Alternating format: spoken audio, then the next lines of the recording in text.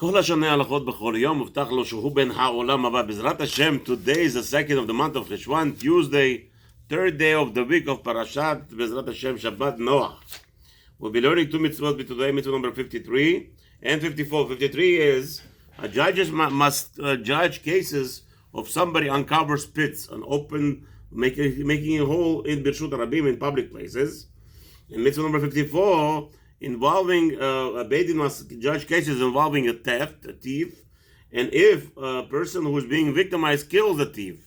So we'll be discussing those two mitzvot. Bezrat Hashem mitzvot are mukdashot lelun nishmat kol ha-niftarim, kol ha-Israel, all those that specifically have been harmed by the terrorist groups all over the world, and Hashem should inkov damam.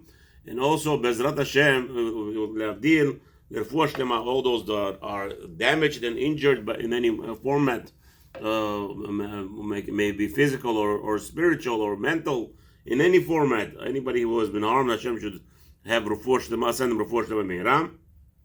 And also, Bezrat Hashem send refuah shlema the following: Chaya Bat Leah, Yosef Chaim Ben Mafrat, Yaakov Israel Daniel Ben Angela, Amnon Ben Bilha, Amnon Ben Osnat, refuah shlema lekol chole amo Israel. Starting mitzvah number 53. Mitzvat Beidin ladun beniskei habor, as it says over there, din apoteach bor b'makom shehu kishalon levnei adam. A person who uncovers a pit where it could be a stumbling block for individuals in the public. Sheneimar, as it says over there, chapter 21 in Shmot, 33rd pasuk, v'chivtach ish bor v'chulo, that any man opens up a pit in public that will cause harm to other people. כמו שכתוב בפרשה, it says in the parasha, ולאו דווקא בור, אלא אפילו שיח ומערה. Really, it doesn't matter. That's not necessarily has to be a pit. It could be a ditch or even a cave that will be harming people. לא נאמר בור, אלא ללמד שיהיה בו כדי להמית.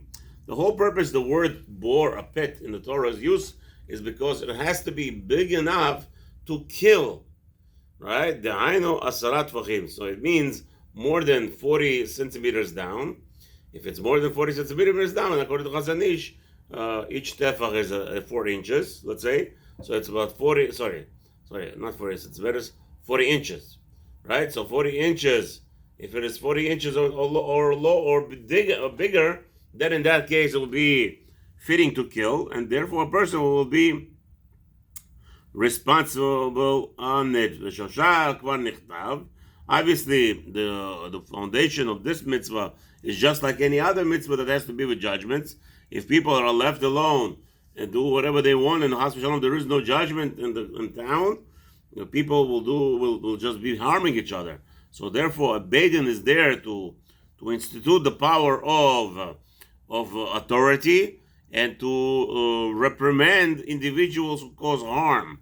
And that's what the Beidin is there for. That's what we said already many times, where it's going to be involved. This whole week is going to be discussing obligations. So the remaining of the week is going to be discussing obligations on the Beidin.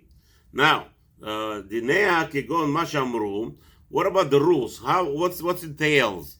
What are we talking about here? Is that an individual falling into a pit, or individual's property, like cows,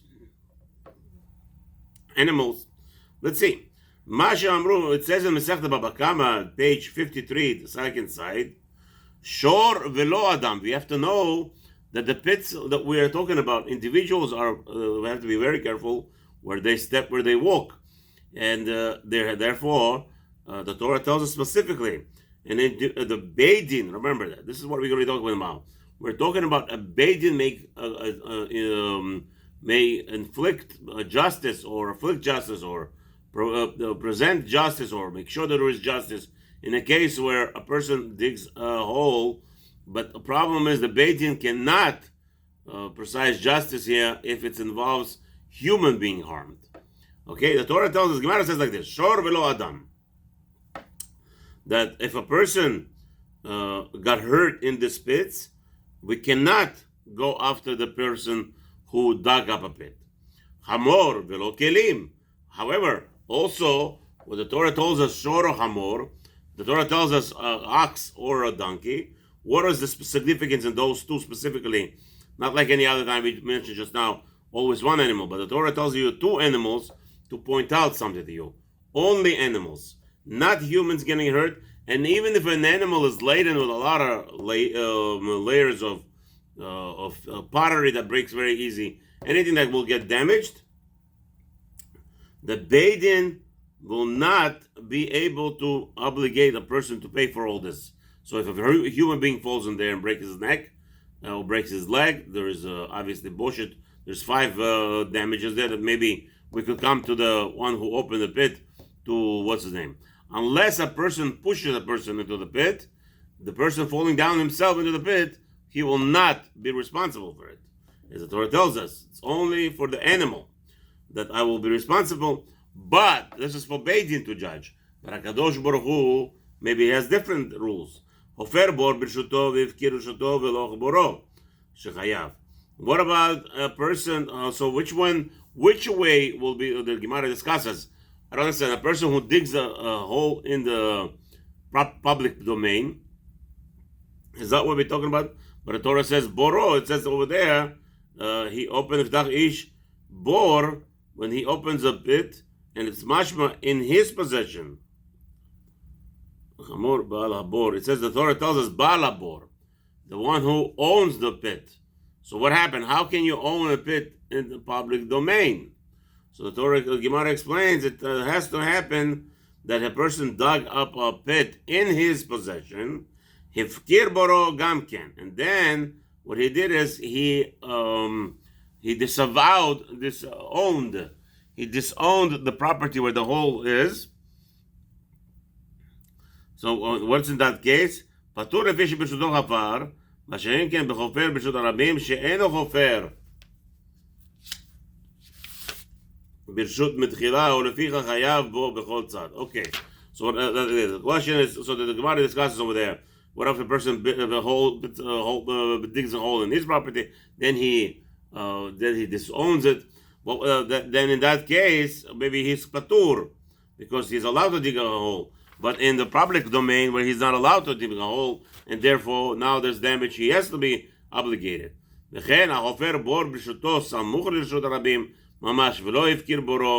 about a person who digs a pit by the edge of his property, right next to the public domain, meaning the animal could easily fall in there, but it will be falling in his property. Okay, but he never disowned it. There is no barrier that will prevent anything from falling into his pikagon. What about a person who's digging a foundation for his property, for his house, that he's going to build by right next to the public domain?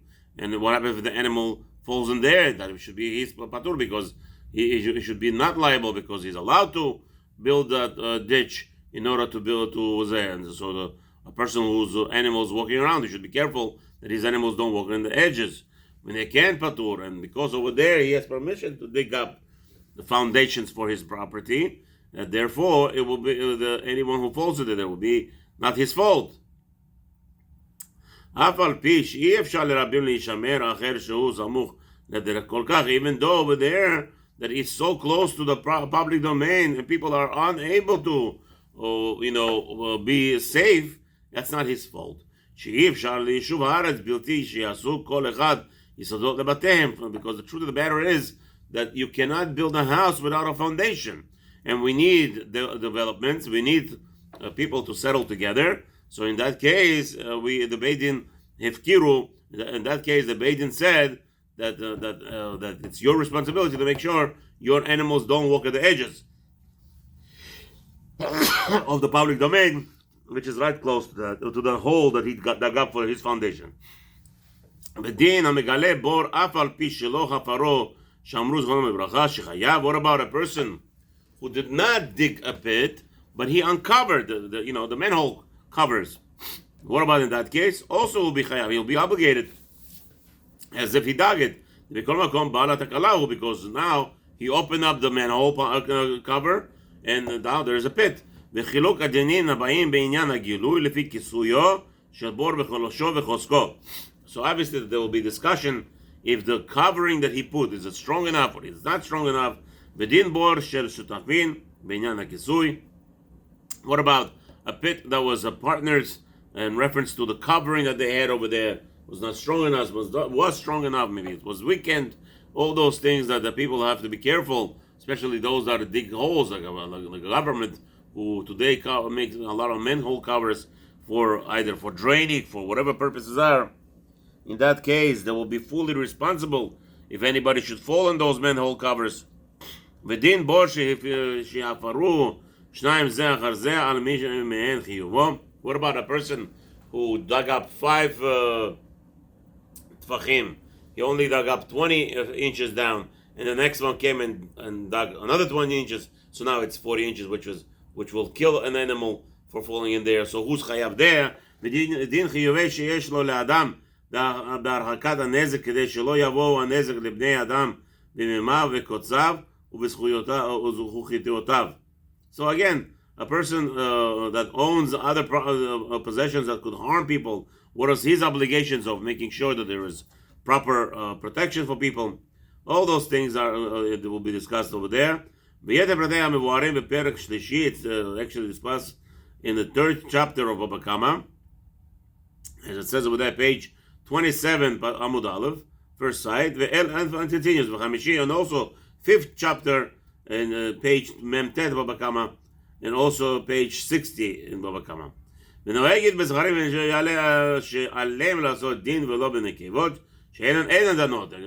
the Rabbi is going to be stressing that this obligation of judgments is on males only and not females. But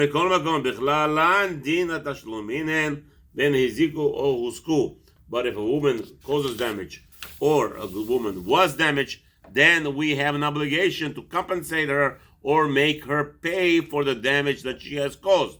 But chas v'shalom, to allow a woman to be a judge in any scenario, this is not allowed. It's against Torah. Even a woman, a nice fruma lady that's in New York today, a Hasidic girl, Hashem should have a mercy on us that we have witnessed such a scenario. We live in such a times where she's taking pride of herself, that she's a justice in the Supreme Court, and she's upset that nobody supported her from a Jewish community.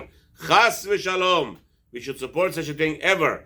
And all those rich men and women who are donating to this woman for her garbage work that she's doing now. She opened up her own ladies' chatzala in New York, and it's mamash shod. It is an embarrassment for Torah, embarrassment for Yiddishkeit. It should not be proud of anything and should be ashamed of herself, and that she's even fighting. And all those who are donating to her and her campaign and her so-called community outreach, as I said already many times, no woman is allowed to give a shur publicly in the Rabbim. I don't care what kind of rebbetzin she is, because this is what the end result. This is the end result. This Supreme Court justice, even though she's faking and she's so religious, she's not. She's against Hashem, against Torah of Hashem, and look what she's doing. And more than that, all those women, they call themselves Nashei Kotel, going out and reading Torah in public in the Kotel on Mondays and Thursdays, playing it religious, playing it whatever they're playing, Chas v'Shalom. This is caused by this woman giving speeches. You don't understand that even though you're a wonderful person, a speaker, it should be only privately. As you see, all the rebbetzins, the big rebbetzins of big Talmidei Chachamim, never went out to give speeches publicly. And this lady is going around and running around and giving publicly speeches. Chas v'Shalom. This is the end result, because not everybody understands Torah. And here you are going out and giving speeches in public, and you're influencing those girls. And those girls grow up to be Supreme Court justices. And on top of that, they're destroying. What is this garbage? Chatzala for women. Please do me a favor. Like we don't have enough Chatzala men, which is a man's job to be outside. Kol kvoda bat melech pnima. The Torah tells us that woman is all her honor is inside privately. Yaselo ezer kenigdo. Hashem wanted a woman to be there to help her husband to achieve the goals of Yirat Shamayim and Torah, not to go out and her own Yirat Shamayim, or push other women to do Yirat Shamayim and do Chesed Berabim. Chas v'shalom. There's so much Torah against this, and people don't even care about what Torah says about these things. So the Chinuch is going to be stressing again and again and again. Women are prohibited to do any court system. Mitzvah number 54. Ladun b'dinei haganav kemo shekatuv b'parasha. Also, there's an obligation. If there's a thief that came into somebody's house, and the Torah will tell us that he was killed. Actually, we'll see. Chapter 21 in Shemot, Pasuk 37 says, "Ki ignov ish," a person that was involved over there, stealing a cow or a sheep, utvacho umcharo, and he sold him, or he shechted him. Hamisha bakar yishalem tachad hashor. The Torah tells us he has to pay 5 times the cow, 4 times the sheep. Okay? However, the Torah tells us what happens if he's found. Okay, so like this. Then he got killed. En lo damim. The balabai, the owner of the house, has no penalty for killing the intruder. However, im zarcha Hashem shalav, damim lo shalem shalem im en lo nimkar b'gnevatom. Im himatzeh biyado agneva mishor ad amor atzeh chaim shnayim yishalem. So in the case, if the animals are still alive, he didn't kill them or didn't sell them, in that case he has to pay the double of the animal's worth. But if he did anything other than if he sold it or he shechted the animal, in that case it will be 5 times and 4 times, as we said. The Torah tells us like this: ועניין הגניבה הוא הלוקח דבר ממון חברו מביתו או בכיסו בעת שלו ויראה בעל הבית ולא ידע וכל היוצא בו בזה. So now, what is gneva? The Rabbi explained us that there is a gneva, theft, and then there is robbery, zela. So what is the difference? Gneva is in taking things from people who don't know you stole it from them. In that instance, there is a penalty. Besides the theft that a person did, he has to also pay the penalties. In some cases, in most cases, it's double. Some cases, sometimes it goes to 5 and 4, as we explained.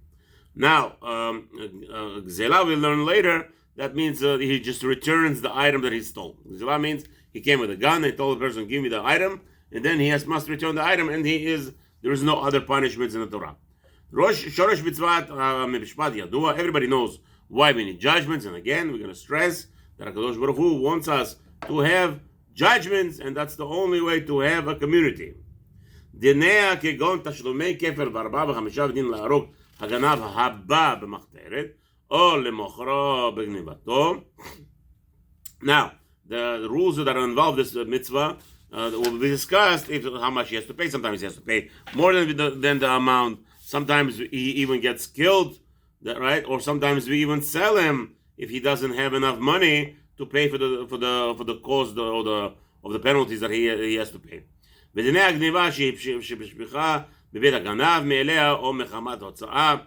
about if the thief fed the animal, and now the animal, he stole a little baby, and now this is a 5,000 pounds bull, right?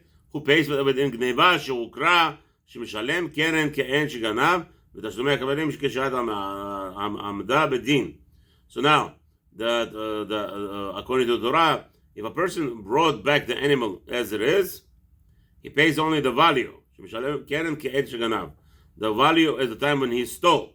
ותשלומי הכבלים, what about the other penalties?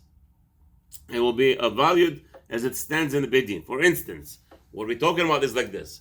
A person stole a bull or stole a cow, which will be sold $3,000 in the market, right? So now, so that he stole $3,000 worth of value of a cow. However, what happened was there was a drought, and all the animals started dying in the field, and now the cow meat value went up from 3,000 to 10,000. This cow. So what happens is now, what does he pay? So we have regular. The rule is, the first amount that he stole, which was $3,000. If he stole $3,000 and now went up to $10,000, through the kefil, the punishment will be from the remaining amount. ודין גנב שגנב מיד הגנב, שאין משלם כפל לאחד מהן, אפילו קודם ייאוש. So what happened was, what happens if a thief steals from another thief? Does he pay him double? So over there, so let's say Mr. A stole from C. Now came Mr. B stole from A. So A owes to C double. B stole from A. He only pays him what's his name? He only returns to him what he stole from A. Right? So now it turns out to be, so B doesn't, what does that mean? The thief doesn't pay from stealing from a thief. It means he doesn't pay him double, but he has to return him. The B doesn't steal from A and now doesn't have to return it because A stole it. No. B stole from A. He has to pay him back, return him the item that he stole. And A has to pay to C the original amount plus with the penalties. So when a thief steals from another thief, he doesn't pay the penalties to the thief. But the original thief does pay the penalties to the original owner. Now, let's see over here, stealing from a goy.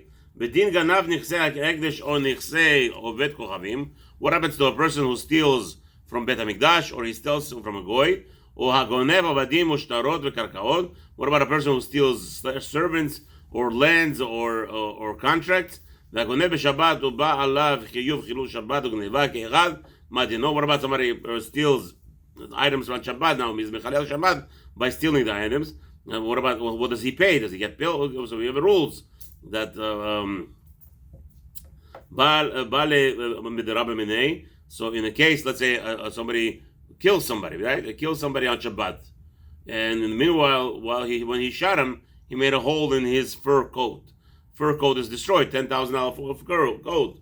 So do we make him pay the $10,000 to the owners of the what's his name? The owners of the inheritance from this person that he killed? No, we say that since he gets killed for murder, so we tell him that he gets killed. So same thing here. If he's Mechalel Shabbat to do the Gneva, he will be killed for doing Mechalel Shabbat, and he doesn't pay. ואם נמכר בגנתו שצריך שיהיו דמיו כדמי הגניבה, או פחות, אבל הוא היו יותר, אינו נמכר. So also that somebody who is being sold because of his theft, צריך שיהיו דמיו כדמי הגניבה, או פחות. So his value has to be less than what he stole, or the same value. But let's say he's a big shot accountant, and he stole, but he's worth more than that. So in that case, we don't sell him because he has to go out to work and pay the theft that he did. Okay, again, so what are you going to do? He's worth $100,000 a year. He stole $20,000. He has to pay $25,000. He doesn't have the money now. Obviously, you let him go out and work and pay the $25,000 that he is obligated. But he cannot sell them for 6 years for the next $600,000 that he could earn, and this way he has a loss. What about a watchman in the case where he steals? The prohibition of buying property that was stolen from a thief. Okay, so what happens? Somebody who buys the items that are stolen, what's his obligation to the owner? All those things are discussed in Masechta Baba Kama, page 62. Also 8th chapter of Sanhedrin, page 72, Amud Aleph. Uba Shlishi v'Metzia, also 3rd chapter in Baba Metzia, Lamed Gimel Amud Bet, the 33rd page on the second side. ובמקומות מעטים מכתובות, also in כתובות וקידושין, ושבועות, ונוהגת בזבחים שעליהם לעשות דין, as we already said mention time, that this rule applies judgment, the men only could judge, and never a woman. בכל מקום, שיש בית דין סמוכים בארץ וחייבים לשלם תשלומי 4 ו-5, if there is a beit din that has this obligation, that has this power that could obligate a person to pay 4 and 5, but that's not today. There is no other beit din that could obligate a person to pay penalties, but however, however,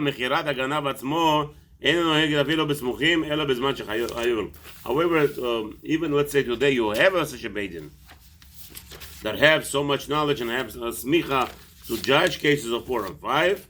Somehow we have that. Let's say it gets reestablished in Israel. it would not be feasible. But selling somebody for his lack of money to pay for his theft, that only applies when there is yovel. And today we don't have that. And B'ezrat Hashem, Hashem should build the Beit HaMikdash. B'mihera b'yameinu. Amen. Selah. Have a wonderful day.